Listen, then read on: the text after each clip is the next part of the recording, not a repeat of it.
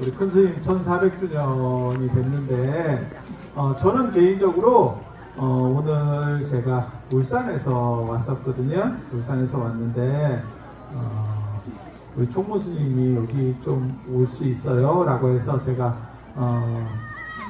부속사고 그리고 의상대사 관련된 거면 제가 어떤 일이 있어도 오겠습니다 이렇게 사실은 말씀을 드렸어요. 그거 제 진짜 마음으로 그렇게. 그리고 1400주년을 맞아서 제가 한국불교학회 회장도 하고 있거든요. 그래서 어저께 1400주년 의상을 말하다 이렇게 해서 세미나를 진행을 했었습니다. 그래서 더 크게 잘 모셔야 되는데 어쩌다 보니 이렇게 조계종 전체 차원에서 사실은 모셔야 될 어른을 좀 잘 못 모시는 것 같다라는 좀 안타까운 마음이 있었습니다. 그리고 어저께 저도 그 세미나장에서 논문을 발표를 했어요. 그리고 그렇게 한 이유는 그래도 어른에게 제가 뭐 해드릴 수 있는 건 없고 그래도 논문이라도 한 편을 써서 이렇게 올려드리는 것이 맞지 않을까라는 생각을 해서 그런 행동들을 했습니다. 그리고 오늘 왔고요. 그리고 제가 신도들을 이렇게 인솔을 해서 월요일날 또 부석사에 들어올 생각이에요. 그래서 이럴 때 아니면 언제 참배하겠나라는 생각을 했는데 와서 보니까 단풍이 조금 이른 걸로 이게 제가 신기가 좀 별로 좋지 않아서 여기 부석사가 은행잎이 되게 좋아요. 은행잎 단풍이 들었을 때 되게 좋은데 그걸 못 볼 것 같으네. 저는 이 정도면 안 되겠나라는 생각을 보통 산사음악회 할 때가 그 시즌이에요. 그래서 요쯤 맞추면 되겠다 이렇게 생각했는데 아닌 걸로. 요즘 뭐 기후가 워낙 자주 바뀌기 때문에 그렇게 되는 거고. 그리고 여러분들이 보시는 이 부석사가 사실은 한국인이 제일 좋아하는 사찰하는 부석사를 뽑고요. 일본 사람들이 가장 좋아하는 사찰 이러면 승주 서남사를 꼽습니다. 이제 조계산 서남사. 그리고 외국인들, 그러니까 백인들 계열이 제일 좋아하는 절로 하면 불국사를 뽑거든요. 그리고 부석사가 꼽히는 이유가 이 소백산 이렇게 줄기들이 이렇게 이걸 차경이라고 합니다. 외부 이런 경치들을 안으로 안을 수 있는 이러한 모습들. 그래서 이렇게 보면 그 능선들이 굉장히 좋죠. 그리고 여기가 원래는 태백산이에요. 소백산이 아니고 태백산. 그래서 한국 불교사에서 가장 미스테리한 일 중에 하나가 뭐냐면 태백산은 뭔가라고 하는 게 있습니다. 이건 이제 잘 사람들이 주목을 잘 못해서 제가 이제 그런 거를 조금 쓰긴 썼었는데 저도 100% 잘 모르겠어요. 의상대사가 유학하신 데가 어디냐면 종남산이라고 하는 데입니다. 중국 장안의 남쪽에 있다 그래서 남산이에요. 그리고 그 남산 끝자락에 있다 그래서 종남산이고 그게 진령산맥인데 거기서 조금 더 위로가 올라가면 태백산이 있습니다. 저도 아직 태백산을 제대로 못 가봤습니다. 제가 종남산은 여러 차례 답사를 하고 다 했는데 태백산이 안타깝게도 군사보호시설로 묶여가지고 접근할 수 있는 데가 굉장히 제한적이에요. 그래서 뭔가가 있었지 싶어. 그 진령산맥 능선을 따라서 올라가서 태백산에서 뭔가 감흥을 받았던 것 같아. 그래서 여기 오셔서 태백산을 찾았어요. 당신이 신라 안에서 태백산과 기운이 통하는 데를 찾았고 이게 의상대사가 처음 한 행동이 아닙니다. 자장률사도 종남산에서 유학을 했는데 나중에 오셔서 태백산을 찾습니다. 그 태백산이라고 당신이 찾은 데가 현재 한백산으로 되어 있는 정암사입니다. 정암사. 정암사 사적기나 이런 데 보면 태백산 정암사 이렇게 나옵니다. 그리고 여기도 태백산 부석사 이렇게 나오고 일주문에도 아마 태백산 부석사로 쓰여 있는 걸로 제가 기억을 하고 있습니다. 그래서 그게 태백산 찾기라고 하는 거고 그 태백산이 어떤 이유에서인지 이 두 스님이 찾았다고 생각을 했는데 결국은 다른 쪽 태백산이 돼버렸고 다른 쪽 태백산으로 결정이 났고 그리고 당군신화까지 들어갑니다. 그래서 당군신화가 당군신화에 환음이 내려오는 데가 태백산이거든요. 그래서 당군신화가 완성되는 게 사실은 이런 어른들보다 훨씬 늦어요. 제가 개인적으로 의상대사를 굉장히 높게 평가하는 사람입니다. 저는 뭐 원효나 이런 분들보다 사실은 의상이 더 중심이 돼야 된다라고 말하고 계속 그렇게 살았던 사람이에요. 원효 스님은 사실은 천재적인 분이에요. 천재적인 분이지만 당신이 어떻게 보면 더 이상 승려이기를 포기했죠. 그래서 분명히 기록에 나옵니다. 자기는 소성거사다. 나는 이제 거사다. 이렇게 했었던 분이고, 의상대사 같은 경우는 그게 굉장히 좀 재밌어요. 우리 교구장 스님이랑 계셔서 제가 약간 좀 저급해질까봐 세게 말은 못하겠는데, 원효는 적극적으로 어떻게 보면 여자하고 어떻게 된 거고, 그게 이제 문천에 지금도 있습니다. 교동에 그 다리 옆에 거기서 이제 요속궁이 지금도 있습니다. 자리를 알고 있습니다. 정확하게 말하면 어디냐면 월정교 바로 옆에 있습니다. 경주의 월정교 옆에. 저희 같은 경우는 뭐 답사도 많이 해봤고요. 그쪽에 이제 들어가서 요속공주랑 이렇게 해서 설총을 놨죠.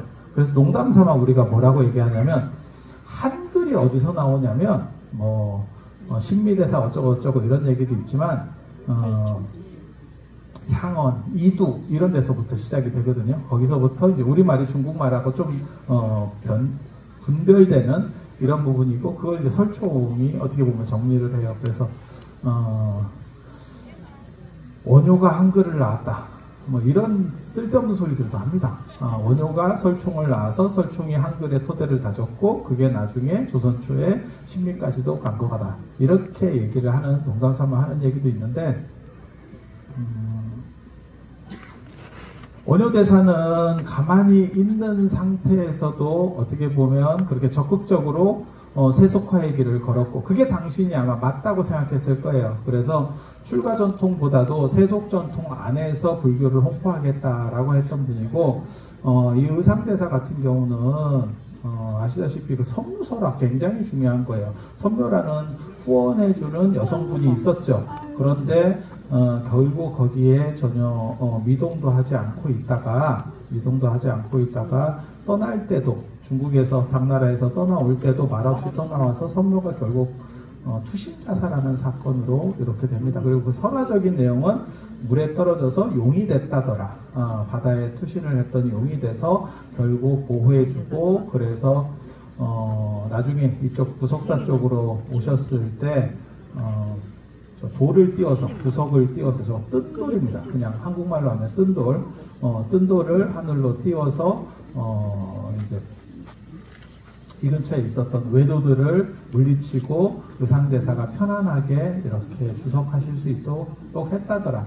근데 그게 굉장히 저는 그리고 이 무량수전 앞쪽에 13m짜리 이렇게 돌로 된 용형상이 있다, 이런 이야기가 있어요. 그건 이제 발굴로 나왔던 얘기인데, 그래서 그 선묘 얘기 제가 개인적으로는 굉장히 좋아합니다. 그래서 왜 좋아하냐면, 원효는 적극적으로 세속주의로 간 사람이고, 의상은 끝까지 불교가 무엇인지를 보여주려고 했던 어른이에요. 그래서 상징인물은 이렇게 맑고 깨끗한 분이 돼야 되지, 원효 같은 분이 상징인물이 되면 다 어떻게 보면 원효도 그렇게 했는데, 이런 말들이 너무 좀 그런 거예요. 그러니까 의상같이 살 수 있느냐?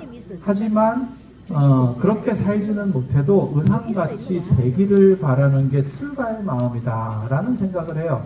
그래서 제가 그런 얘기 하거든요. 부처님이나 이런 분들처럼 사는 거는 굉장히 어렵지만, 그렇게 닮아가려고 하는 그 정신이 귀한 거다. 그래서 의상대사는 이런 점에서 한국 불교의 표상이 되어야 된다라고 생각을 해요. 그래서 제가 원효를 낮추고 의상을 높이는 그런 언행이나 그런 말들을 되게 많이 하거든요. 그러면 너는 그렇게 사느냐라고 누군가 물어보는 사람이 있어. 아니, 나는 그렇지 못하기 때문에 그렇게 사는 분을 존경하는 거예요. 일제강점기 때 되게 재밌는 일이 있었어요. 일제강점기 때 초창기를 좀 지나면 일본에 유학 갔다 온 대처승들이 본사주지를 하기 시작을 합니다. 그런데도 불구하고 1941년도에 하남 노스님이 종정이 되세요. 추대 종정이 됩니다. 추대 종정이. 그런데 그때 무슨 이야기가 있냐면 저는 그게 굉장히 낭만적이라고 생각하거든요. 우리는 대처승들이지만 그래도 종정 스님만큼은 비구해야 된다. 그래서 본사 주지 스님들이 종정은 비구로 뽑아야 된다라고 해서 하남 스님을 모셔요. 그 정신이 저는 필요하다고 생각해요. 그러니까 뭔가 낭만이 있던 시절이죠. 그래서 오늘날도 마찬가지예요. 우리 모두가 그렇게 살 수는 없지만 그렇게 닮아가려고 노력하면서 스스로 조금씩 둬야 한다. 라고는 생각을 하는 거예요. 그리고 의상대사랑 관련해서는 사실 두 가지 얘기를 해야 됩니다. 그러니까 당신이 청정하게 산 거 있고, 어떤 사람들은 이렇게 얘기해요. 이거를